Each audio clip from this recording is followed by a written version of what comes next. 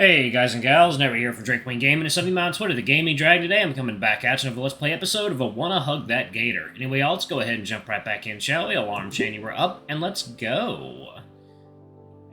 There we go, okay. Alright. You guys have way too much energy. What are they even fighting about? But as always, the table in the back is left alone. Damien is chattering loudly about his day so far to Olivia, who is occasionally poking Liz across the table with a toy claw hand. And Liz flails her arms around to shoo away the offending poke, but never bothers to crane her neck down from the rafters. She perks up when she sees me. Yo, it's Inko! Hey, what's going on at Olive Garden today? Whack his noggin. The meter stick falls on my head. Yeah! Just a joke, a quip. How long did it take you to come up with that one? It was about 2 in the morning last night. Whack him again. Hey! Best $10 I've ever spent. It looks a little familiar, doesn't it? Yeah, that's what I thought when I saw it. Just like the real one, she'll bully you for saying dumb stuff. Bite me. Ha! She makes the head gnaw on my face a little. I'll go sit somewhere else. Do it. I got a new friend right here. Ooh, wow, I have an actual friend that isn't addicted to makeup pheromones. That makes me so happy. Your ventriloquism needs a bit of work. I still think it's a little weird. Oh, live a little. Say, you guys aren't eating either? It's too early. I'll just eat when I get home. Lunch ladies don't really try on half days. Don't they not try normally? The difference makes itself known. I was out for like a week.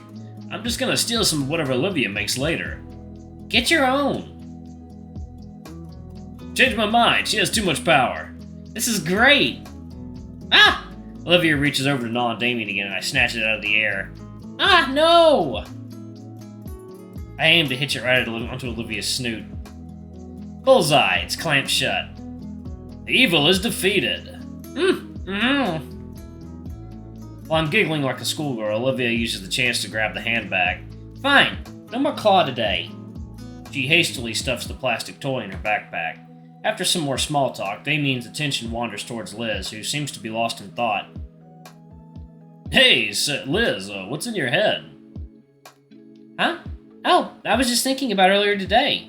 I was talking to Principal Scaler this morning while running some errands for a Stuco, and she was really out of it. Out of it? Yeah, like she didn't want to be here. She didn't want to be here today. I tried to pry, but she clammed up. I've never seen her like that before. She must have drank bad coffee or something. I don't think that makes people sad. I can tell you from experience, it just makes you really have to.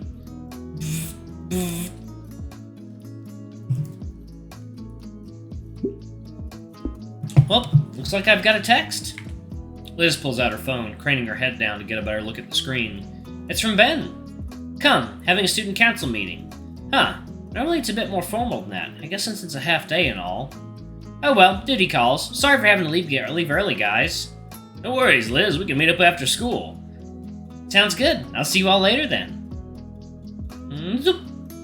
What would you guys want to do after school? I don't know. Maybe we can hang out at my place. Too cold to get in the pool, but I'm sure we can think of something.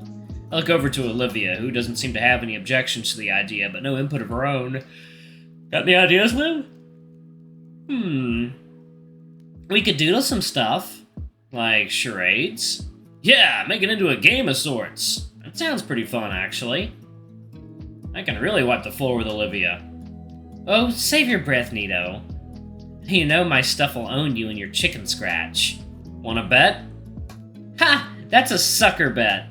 Alright then. Loser has to pay for food. Deal. We shake hands, making the wager official. Would Olivia Halford please come to the office? Would Olivia Halford please come to the office? Thank you. The monotone voice of the intercom, combined with the strange atmosphere of the school, is starting to unnerve me. We all look at the Gator girl, who rolls her eyes and starts wheeling away from the table and towards the exit. After she left, everything felt more off. Lunch came to an end, the school day was close to the same. Just a couple more periods before we can hang out somewhere with all the extra free time. I look at Olivia's desk, still empty 5 minutes into Prockling's class. I mean, yeah, she hates this class the most, but it's really become a habit at this point. Just like how it became a habit for me to write an extra set of notes for Olivia. I look at the two mostly blank pages in front of me. Like with our other teachers, I notice something's off with Prockling.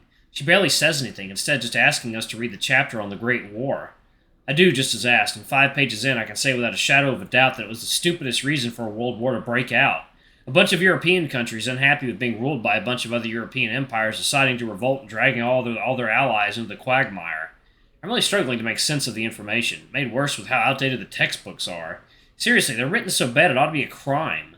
It oozes pro-Gilded Age corporatism, the kind that genuinely believe that anything bigger than a gathering of 10 people is a form of unionism. With a sigh, I busy myself with taking notes for myself and Olivia. As I do, my eyes continue to wander the classroom. Everyone looks just as disinterested in the subject matter.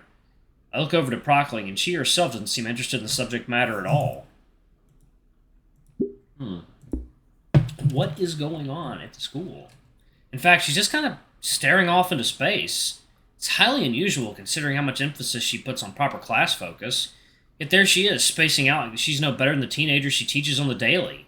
I'm almost tempted to raise my hand and ask her a question to snap her back to reality when the room speaker comes to life. Reek! Would Incognito please report to the office? Would Incognito please report to the office? Thank you.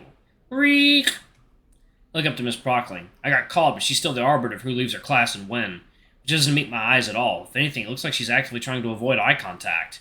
I pack my things and shuffle out of the classroom. All the while, the stares and murmurs from other students grow even more intense. Yeah, what the fuck is going on? My mind immediately begins to wander. Why am I being summoned to the office? They sure are calling up a lot of people. Maybe it's related to 2 weeks ago. The only thing keeping me company on my march to the principal's office is the sound of rubber soles on tile. They must spend a fortune on polishing these floors. It's not long before I notice another pair of footsteps coming from somewhere ahead of me. I squint my eyes, quickly recognizing the figure that approaches. It's Ben. Uh-oh. I guess the student council wrapped up their meeting, though there's no sign of Liz anywhere. As the parasaur makes his way closer, I notice he has a complicated expression on his face. Hey, Ben, what's going on? He flinches as I call his name, looks around like a lost child before he spots me. We make eye contact for a few seconds, but he doesn't say anything. Everything alright, dude? Oh shit, that has gotta be bad. Suddenly he turns away and continues down the hall. A sinking feeling takes hold of my chest. I almost try to speak up and stop him, but I can't think of anything to say. I guess I better get going. Oh, that's a cool figure. After another minute of walking, I reach the door of the principal's office and find it wide open. Come in. I step into the office and close the door behind me, following the source of the deep voice. Oh, it's him! I realize now that I've never seen the interior of the office before. It's fairly standard for an office, a long wooden desk, a filing cabinet, a few potted plants, and a couple of shelves for storing all sorts of things. However, on closer inspection, I notice things look a little more disheveled than I expected. Manila folders are strewn across the desk, one of the filing cabinet drawers hangs open, and the potted plants are either overwatered or wilting. Is this really Scalar's office? Mr. Nito! My attention is suddenly pulled away towards the hulking figure sitting behind the desk. I can only imagine what that office chair is going through right now. Sir, is everything all right? Have a seat, please. He motions to a small plastic chair on my side of the desk. How have you been, Inko? I oblige his request, taking a seat and trying to suppress my anxiety. I think I'm doing well. He nods to himself, holding his eyes closed. Oh, there's a creepy drone in the background. That's good to hear. The whale looks down at an open folder on his desk, taking a moment to look over some kind of document. I have news for you regarding your instructor for AP Art Design and Photography. You mean Mr. Yedikin? Yes, Mr. Yedikin. A fine teacher if student surveys are anything to go by. He also spoke quite highly of you. Did you have a strong relationship with him? Oh, that drone is getting louder. Yeah, I think so. Did something happen? My heart drops as Ferris's brow lowers ever so slightly. Suddenly, his tone completely shifts into one more clinical. Over the last 2 years, Mr. Eating has been suffering from a rare form of chondrosarcoma that originated in his vertebrae. Oh no. His tone is heavy. I don't quite know what ailment he just named, like he should spit on the doctors responsible for discovering it, but the practice movements and worn-out features are undeniable. He's by no means a fragile man, but the tiredness he tries to hide is barely concealed. Every student he's broken the news to has taken something more from him. Tensing himself slightly to be as tactful as he can, the attempted reverence is lost as he recited scripted lines just a few too many times already. He can't muster much more than his flat citation. This analysis means nothing. I'm just distracting myself from the reality of the situation, as though prolonging a confirmation will keep it from happening. Mr. Ferris notices my subtle confusion and clarifies like he must have done a few dozen times already. Bone cancer. Mr. Edekin was well advised by medical professionals about the treatment options available to him, and the district offered him a generous medical leave in recognition of his tenure here at St. Hammond. He turned both of these down. A cacophony of thoughts swirling in my head makes it nearly impossible to think, impossible to focus on anything. Right now, all I can do is revel in it. Time passes. I'm not sure how much, but I still can't get a grip on my own mind. Ferris is calmly waiting for me to say something, but I can tell he's becoming uncomfortable. There's only one thing that I can muster the will to ask. Why? The whale grimaces. I wish I had an answer. His inflection tells of his own questioning thoughts. The exchange seems to give Ferris the energy to continue, however. On Sunday, Mr. Edekin was hospitalized due to complications with his illness.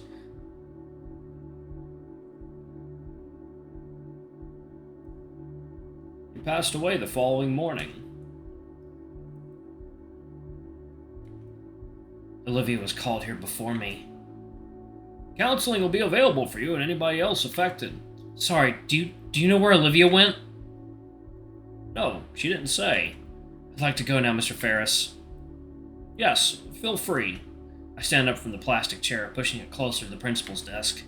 Offering one last nod to the superintendent, I let myself out of the office. As soon as the door clicks shut, I start running. Alright, I gotta pause it right there, y'all. Jesus, I did not expect that. That is, oh my god, that came out of fucking nowhere. I didn't think anything was wrong with Edekin. He seemed like a perfectly healthy, normal dude. Oh my god. Fuck. Poor guy. Oh my god. God, that's bad. Oh, poor Olivia. Oh my god. Alright, y'all, I'm gonna go ahead and pause it. Right? This is a bit more of a somber episode. Appreciate all the loved ones in your life. Y'all give them a hug. Let them know that they matter and how they help you. You never know. You really never know when someone you love and care for is just not going to be there anymore. And that shit's hard. That shit hurts. It's not something you ever really get over. It's a pain. Every time it happens, it is a new, unique pain. But hopefully, if one thing we take away from that is that it makes us appreciate our lives and the people we have around us a little bit more.